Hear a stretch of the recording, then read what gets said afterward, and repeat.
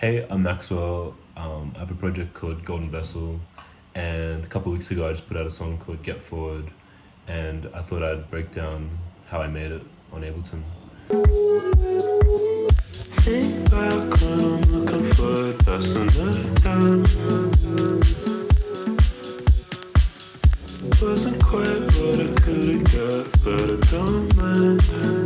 I made it back in December, and I went in kind of knowing that I wanted to make something a bit longer, maybe like 8 to 10 minutes.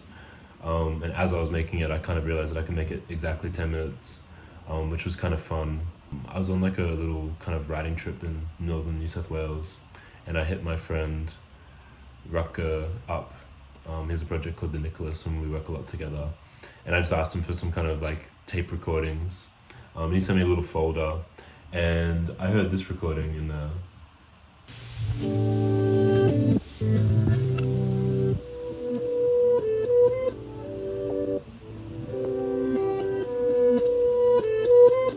Yeah, and when I heard that, I kind of could hear that there might be some kind of chords in there, especially if I pitched it down and slowed it down a bit. And so I kind of cut it into this.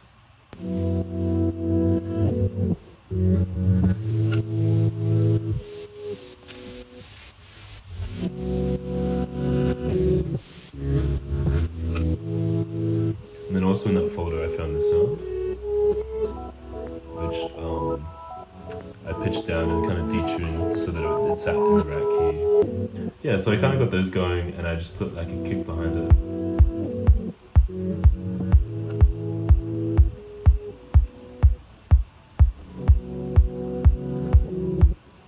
And then also this breakbeat.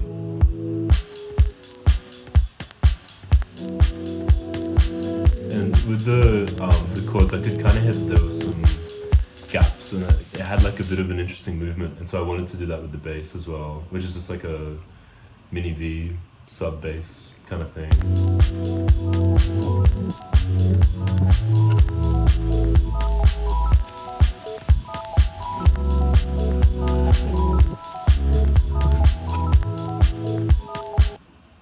So that's kind of like I guess the bones of the song. I added some extra percussion. There's this little ride loop in this,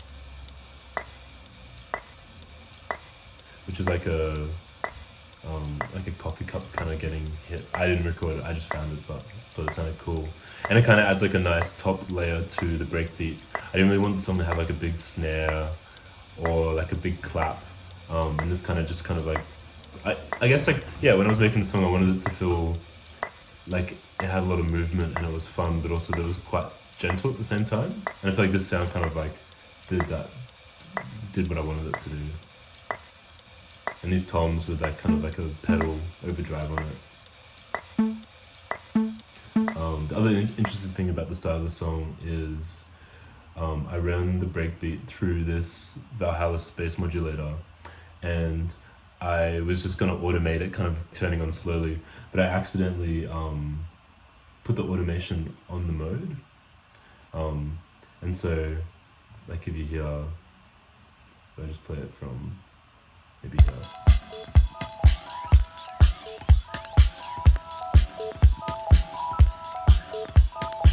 Yeah, you can see over here that it's cycling through the different modes.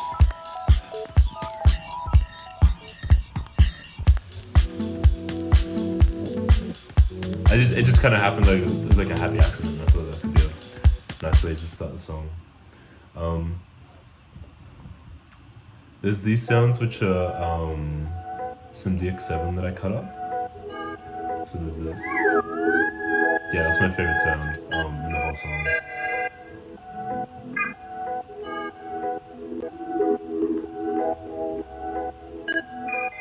And then I have like a verse on the song, which sounds like this. Think back when I'm looking forward, passing the time. Moving quick when I'm sitting still, not the first time. Yeah, I've just got my main vocal in there. And then like a little altar voice. I use a lot of little altar voices.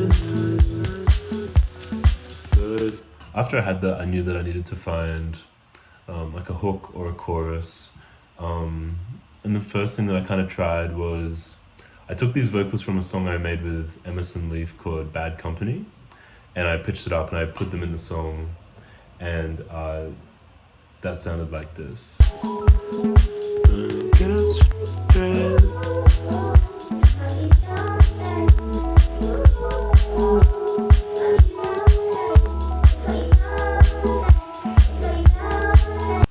Yeah, so I thought that was cool. It was like it felt interesting.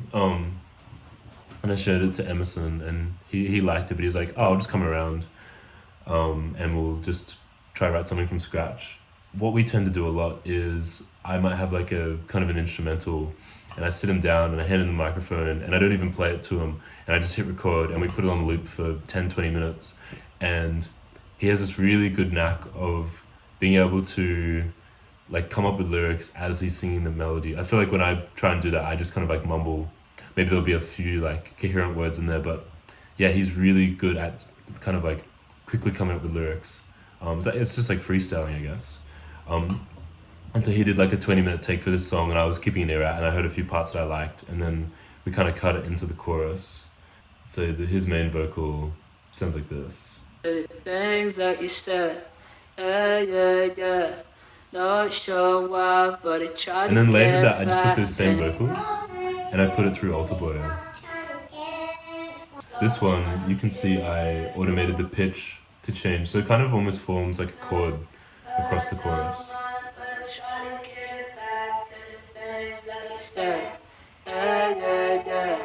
Not sure why, but it tried to get back, and it all made sense. Yeah, that's kind of the basis of the track.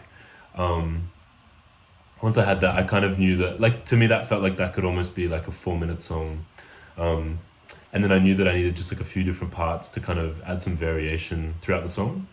And so the first part of variation sounds like this.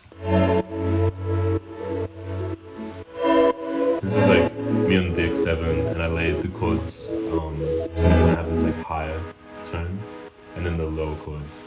And then together they sound like this. And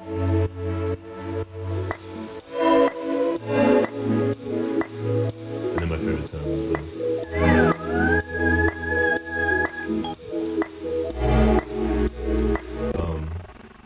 and then later in the song, this sound comes in, which is me on the Minilogue, and I've slowed it down from like 180 BPM down to 124, which sounds like this. It just has a like reverb and delay if I took it off. Yeah, it's like quite kind of glitchy, and like there's a little like artifacts in there.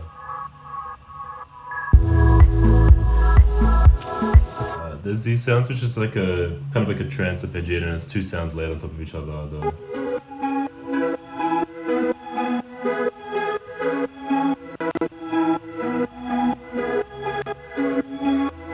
that kind of builds up towards the chorus. I also sent the song to Japanese Wallpaper, and he recorded some pads and some sounds for me, and they sound like this. So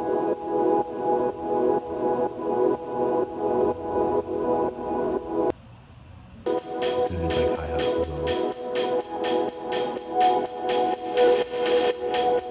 And I had like a clap in the final part of the chorus.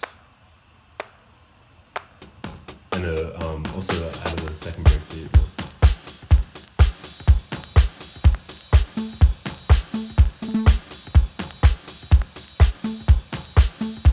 And then towards the end of the song, I recorded some acoustic guitar just through an iPhone. And then I start singing the hook to end the song. And so the acoustic guitar sounds like this. I think that I might mess up. And then the final piece of the puzzle was I sent this to Rut, and I asked him if there's anything else he wanted to record. And he recorded this guitar pedal jam over the final part of the song. And it's like the most amazing thing I've ever heard. Adds so much character and life to the song. I think that's like, yeah, coming into this, I wanted to make it as simple as possible. And I think that that main tape loop that I started the song with, it's quite like it's like a 32 bar repeat, and it has a lot of texture and a lot of little moments that are different from the other. I'm not, yeah, I don't know if I'm explaining it well, but it's like a really interesting recording, and so the song, because of that, the song kind of lent itself to be quite simple. But if this recording wasn't interesting or had all that texture, I think that this song probably wouldn't have worked, or I would have had to find more sounds. The fact that it was so interesting, I could keep it quite simple.